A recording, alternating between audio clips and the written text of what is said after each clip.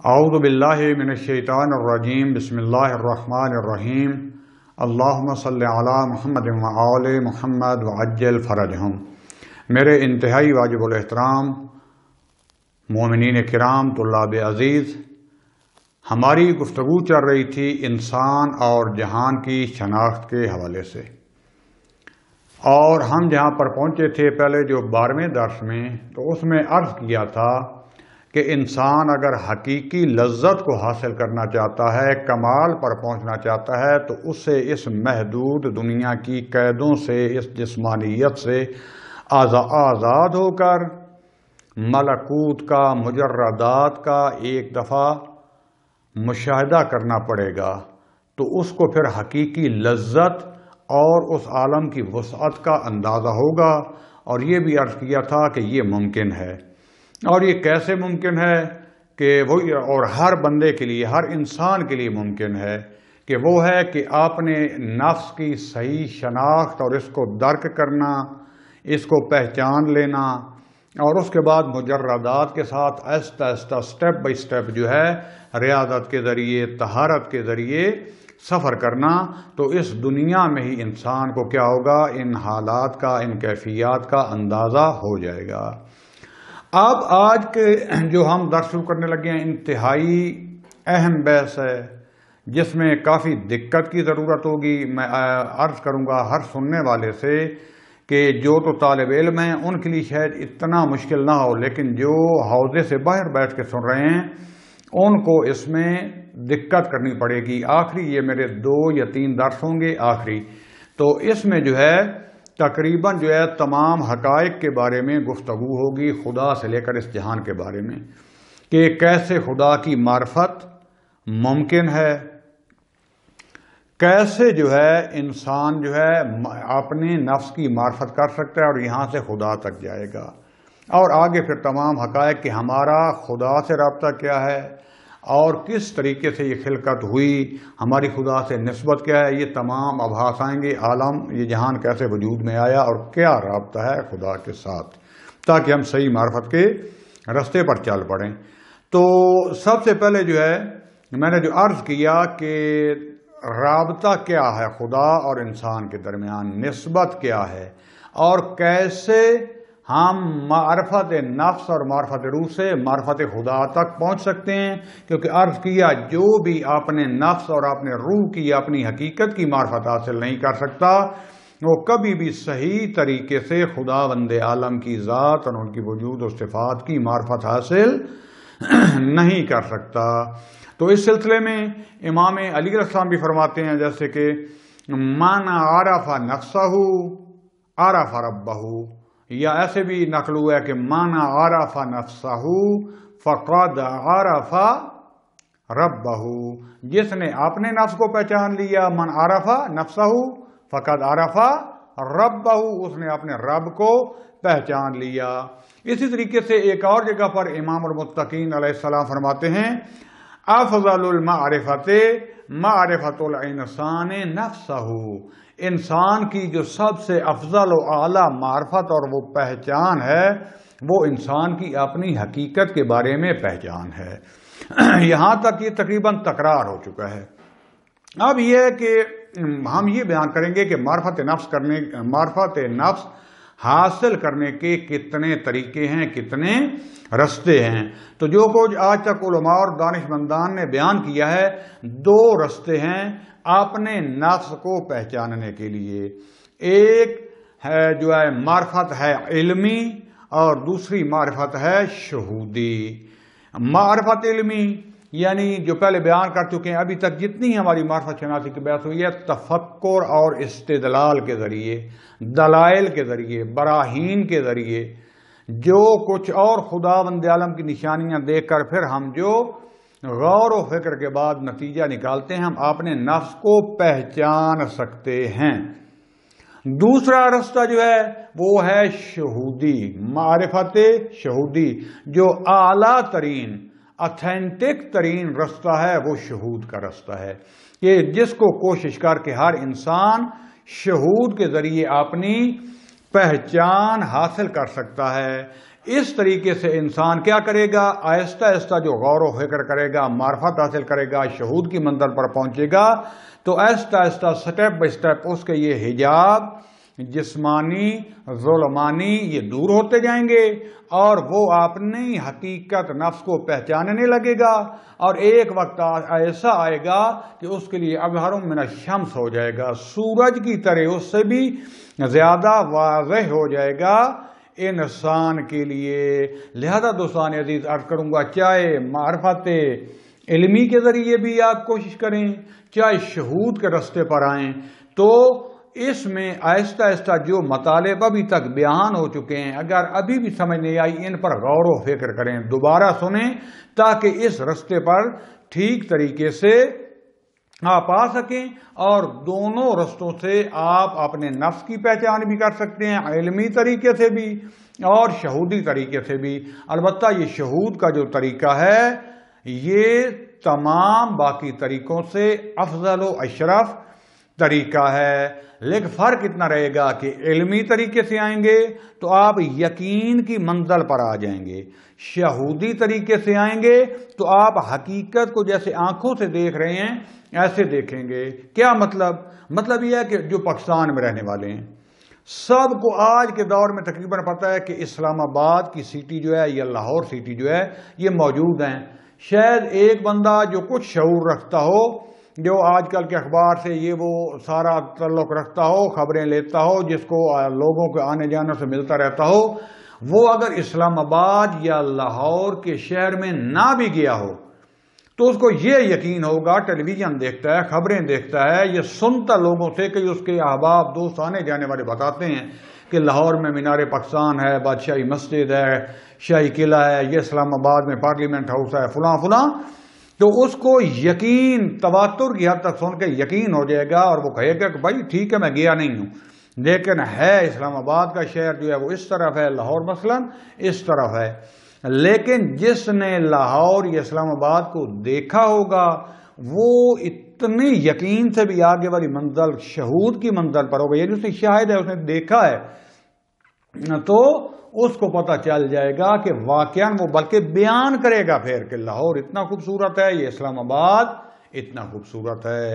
اسی طریقے سے یہ دونوں علمی رستوں کا یہ فرق ہے کہ علمی طریقے سے آپ یقین کی منزل پر فائد ہو سکتے ہیں، اور یہاں سے بھی آگے شہود اور زیادہ نزدیک ہو جائے گا، کیونکہ شہود کی ابتدا بھی علم سے ہوتی ہے، لیکن جو شہود کے رستے پر چلے جائیں گے وہ یقینی ترین جو ہے اس کی اپنی منزل پر فائد ہو جائیں گے۔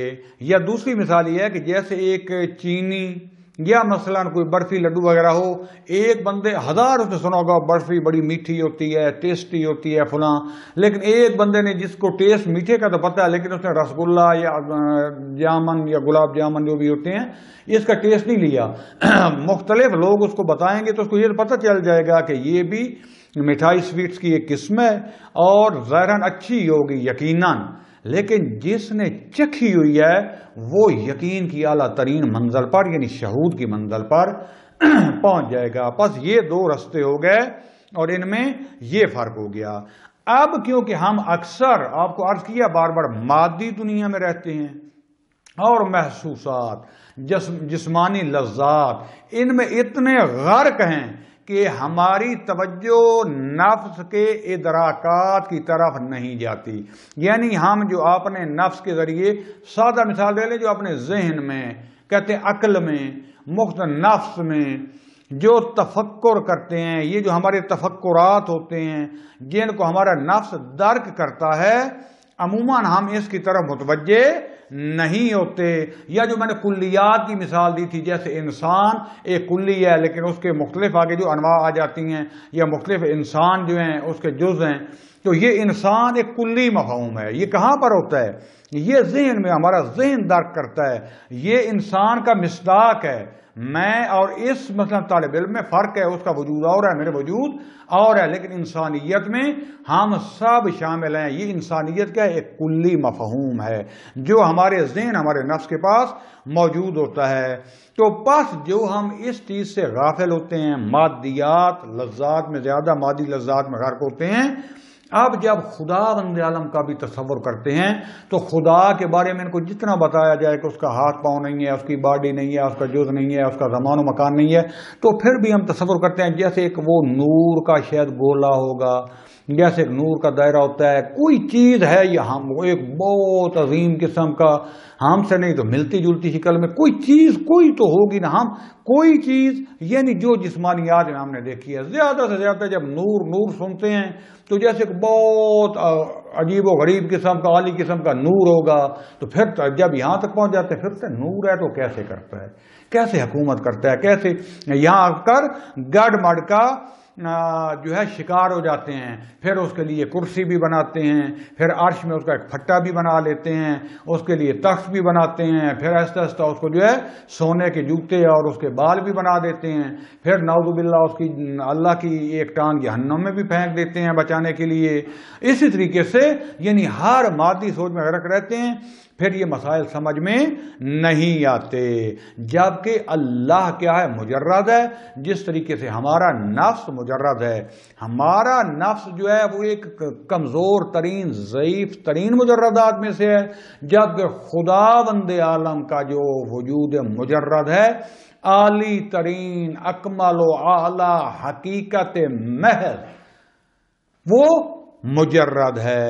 بس جب تک اپنے نفس مجرد کو نہیں پہچان سکیں گے اس وقت تک ہم جو ہے خدا بند عالم کی حقیقی معرفت حاصل نہیں کر سکیں گے۔ اور جب تک میں نے ابتدا میں بیان کیا تھا معرفت شناسی کے کہ جب تک ہم کسی چیز کی بھی خدا کی معرفت ہی حاصل نہیں کر سکیں گے، ہم اس کی عبادت نہیں کر سکتے، ہم اس کا شکریہ ادا نہیں کر سکتے، ہم نعمتوں کے لیے اس کا شکر ادا نہیں کر سکتے۔ تو دوستان عزیز، بس جو ہے یہاں تک میں نے عرض کر دیا کہ یہ طریقے ہیں اور یہ کچھ حقیقت ہے، کیوں ہم جو ہے ڈگمگاتے رہتے ہیں، حقیقت تک نہیں پہنچ سکتے۔ دوسرا نقطہ جو میں عرض کرنا چاہوں گا وہ ہے کہ عالم جسمانیات کی نسبت جو ہے وہ آپس میں کیا ہے۔ یہ جو جسمانیات ہیں اور خدا بند عالم ہے، ان کا آپس میں رابطہ کیا ہے۔ پہلے ہم آئیں گے جسمانیات کی طرف۔ ایک نسبت ہوتی ہے، اب میں اس طرح کو سادہ کروں گا، عینیت اور اتحاد۔ مثلا میں مثال دیتا ہوں، کوئی آپ سے کوئی دوست کہے گا یا میں کہتا ہوں محمد علی ماجد کے ماموں کا بیٹا جو ہے وہ بہت سچا انسان ہے۔ دو نام ہے، محمد علی ماجد کے ماموں کا بیٹا، وہ بہت سچا انسان ہے۔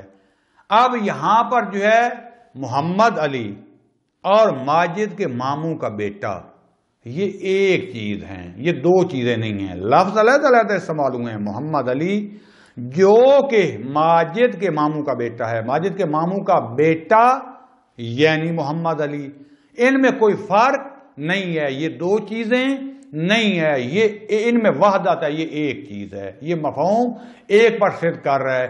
جو ماجد کے ماموں کی صفات ہیں وہی محمد علی کی صفات ہیں۔ محمد علی کا وجود عین ماجد کے ماموں کے بیٹے کا وجود ہے، ان میں کوئی فرق نہیں ہے، ان کا وجود بھی ایک ہے، ان کی صفات بھی ایک ہیں۔ اس کو کہتے ہیں نسبت عینیت اور وحدت یا اتحاد۔ جسمانیات میں ایک یہ صفت پائی جاتی ہے۔ دوسری نسبت وہ کیا ہے؟ تباین اور جدائی، علیحدہ علیحدہ ہونا۔ جس طریقے سے یہی جو میں نے مثال دی ہے، محمد علی ماجد کے ماموں کا بیٹا، اب یہاں پر ایک محمد علی ہے ایک ماجد، محمد علی اور ماجد یہ علیحدہ علیحدہ جدا جدا دو وجود ہیں، دو شخص ہیں، ان کی صفات بھی ذاتی صفات وہ بھی جدا ہیں، ان کا وجود بھی جدا، یعنی یہ مستقل دو علیحدہ وجود ہیں اور ان کی صفات ذاتی بھی علیحدہ علیحدہ ہیں۔ بس دو نسبتیں ہو گئیں جسمانیات میں، یعنی جو ہم جسمانی اس کا جو مثال دینا چاہ رہا ہوں کہ یا تو یہ ایک ان میں عینیت اور اتحاد پایا جائے گا، یا یہ بالکل علیحدہ علیحدہ مستقل ہوں گے، ان میں تباین ہوگا، یہ ایک دوسرے سے جدا دو وجود ہوں گے۔ تیسری نسبت، اس میں کیا ہوتا ہے؟ کل اور جز، مجموعہ اور زیر مجموعہ، یعنی ایک چیز ہوتا ہے مجموعہ جو اس کے اجزاء، یا ایک کل مجموعہ اور اس کا کل جز ہوتے ہیں۔ مثال کے طور پر 100 جو ہے وہ کیا 100 اکائیوں سے، 10 دہائیوں سے مل کے بنتا ہے۔ یا مثلا یہ انسان جو آپ کے سامنے بیٹھا ہے، اس کے ہاتھ، اس کے پاؤں، اس کا یہ دھڑ، سینہ، اس کا سر، آنکھیں، یہ مختلف اعضاء، پھر اس کے اندر کے اس کا دل، اس کے پھیپھڑے، اس کے گردے، اس کی آنتیں، اس کا خون، اس کی ہڈیاں، اس کا گوشت، اس کے عضلات وغیرہ، مختلف چیزوں سے مل کر جو ہے یہ ایک انسان بنا ہے۔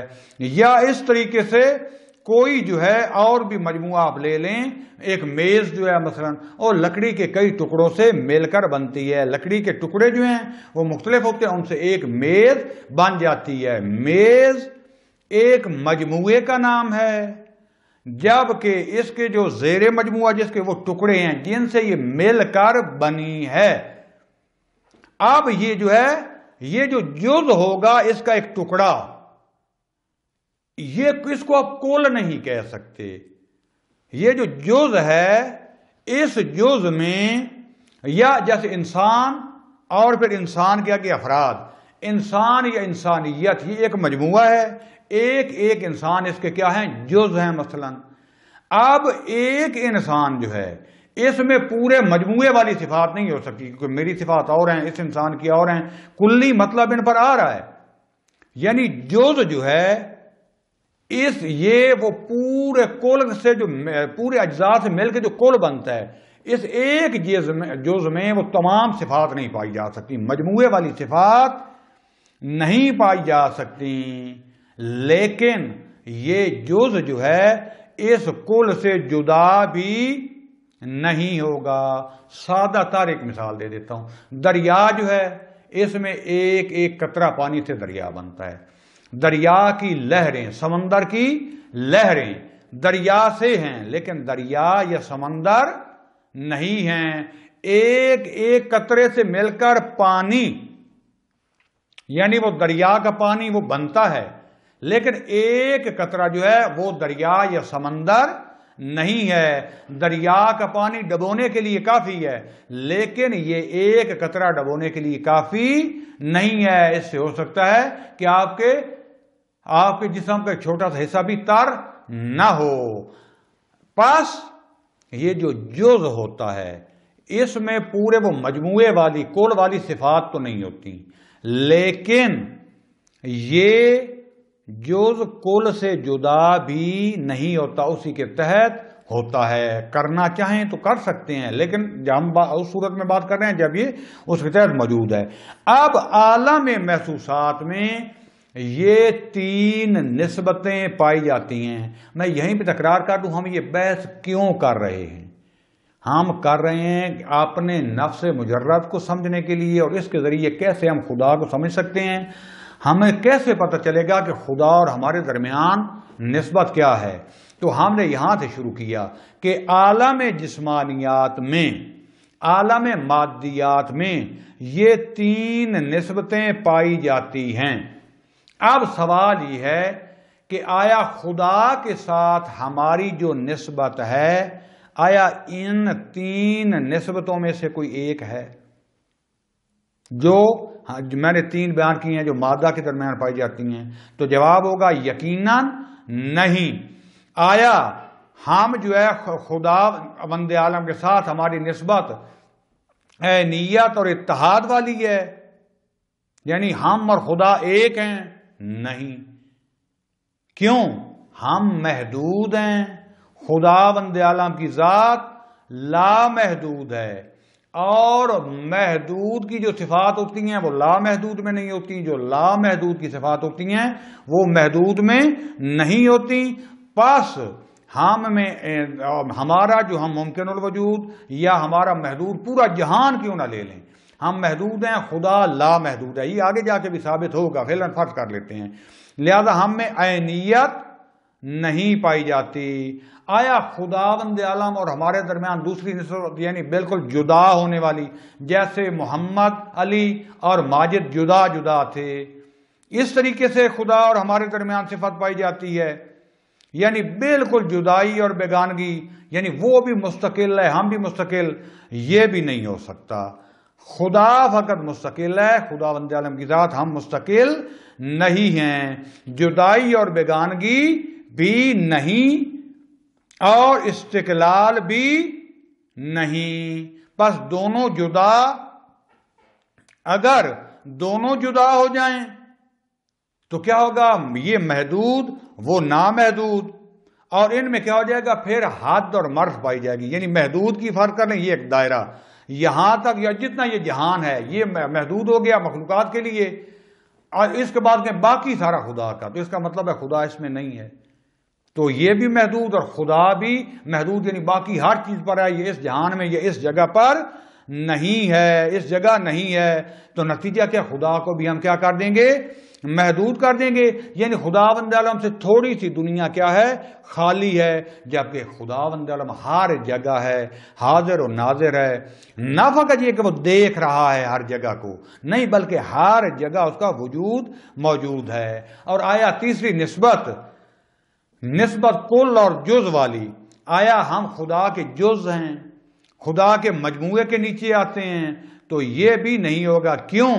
کیونکہ ہر مجموعہ اور ہر کلی جو ہوتی ہے اس کو تقسیم کرتے ہیں. انسان ایک کلی ہے، اس کو تقسیم کریں گے اس انسان میں، اس انسان میں، اس انسان میں، اس انسان میں.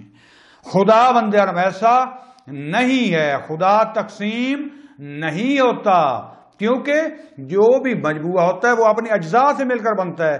اور اگر دوسرا مجموعہ جو اس کے مجموعہ ہوتا ہے اپنے اجزاء کا محتاج ہوتا ہے، اگر یہ اجزاء نکل جائیں تو مجموعہ ختم ہو جائے گا یا ناقص اور محدود ہو جائے گا.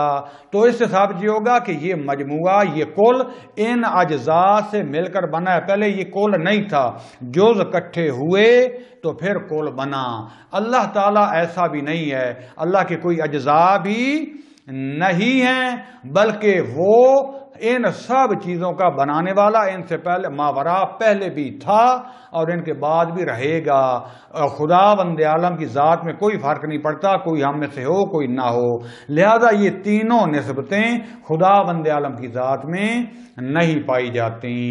فعلاً اتنا یہیں پر میں اختتام کرتا ہوں. اس کے بعد انشاءاللہ آگے 14ویں درس میں اپنی گفتگو کو جو ہے وہ جاری رکھوں گا اور نتیجہ نکالوں گا. والحمدللہ رب العالمین، والسلام علیکم ورحمۃ اللہ وبرکاتہ.